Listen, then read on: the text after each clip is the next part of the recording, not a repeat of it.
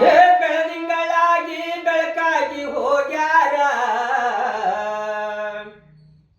ಬೆಳದಿಂಗಳಾಗಿ ಬೆಳಕಾಗಿ ಹೋಗ್ಯಾರ ನಮ್ಮ ಗದುಗಿನ ದೇವರ ಶ್ರೀ ಗುರು ಪುಟ್ಟರಾಜರ.